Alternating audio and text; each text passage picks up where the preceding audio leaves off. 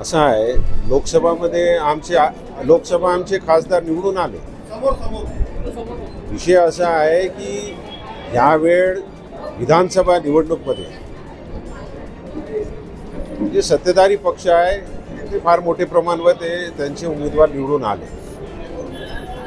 कुठे पक्ष मध्ये काही कमीपणा झाली, काही चूक झालं, कारण का होतं तेच विचारासाठी अध्यक्ष महोदयांनी प्रत्येक जिल्ह्यामध्ये एक प्रतिनिधीला पाठवलं की आपण जाऊन बूथ लेवल, ब्लॉक लेवल पासून भर देऊन माहिती काढा की आपण कुठे कमी पडलो, आणि तेच करासाठी की पक्ष बांधणी बूथ लेवल पासून तो वरपर्यंत कसं परत आम्ही करू, त्यासाठी ही मीटिंग आज घेतलेली आहे।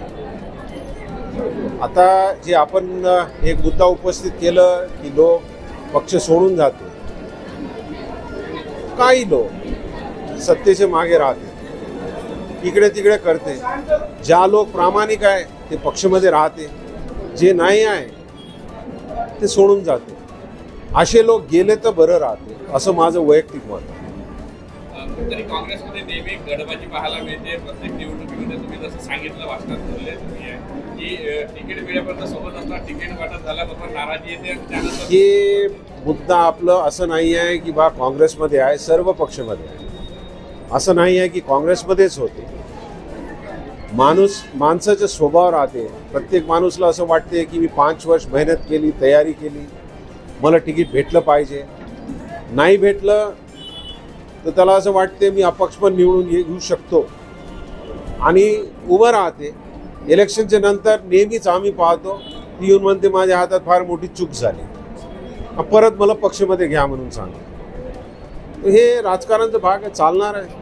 आगामी लेवलवर कुठंतरी जे आहे काँग्रेस कमजोर पडती आहे, त्याचाच कुठंतरी जो आहे परिणाम निवडणुकांमध्ये दिसतो आहे।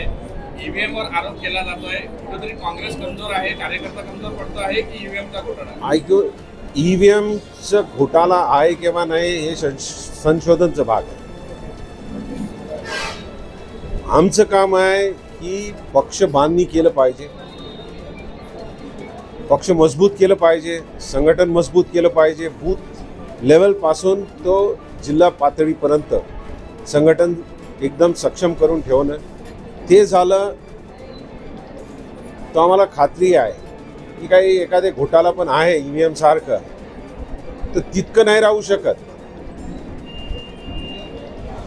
की जिल्हा पातळीवर राज्य पातळीवर दिसणार।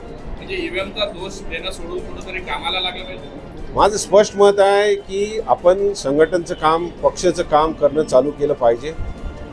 आपण कुठे कमी पडलो हे अगोदर विचार केलं पाहिजे। त्यामुळे मी एक प्रश्न उपस्थित केलं की ते BLS वर जास्ती भर दिलं पाहिजे।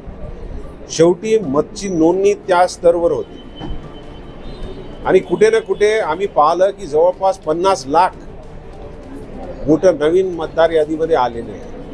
आणि मी आत्ताच कामठीचं उदाहरण दिलं।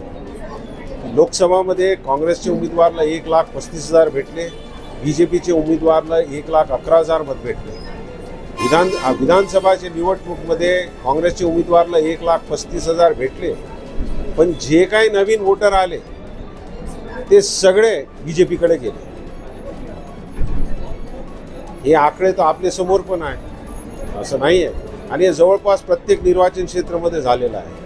आणि त्यामुळे कुठे झालं हे चूक हे आपण माहिती काढलं पाहिजे, त्याला कसं दुरुस्त करू शकते त्यांच्यावर भर दिलं पाहिजे। ग्रामीणमध्ये मोठी पकड माजी मंत्री सुनील केदार यांची आहे, मात्र विधानसभेत त्यांचाच पराभव झाला आहे। आगामी स्थानिक स्वराज्य संस्थेच्या निवडणुका आजच्या बैठकीत कोणाच्या नेतृत्वामध्ये लढवण्याचा निर्णय होईल? असं आहे, एखादे ज्या व्यक्ती 5 इलेक्शन निवडून आला, एक इलेक्शनमध्ये पडलं, तर तुम्ही का बाजू ठेवणार त्याला?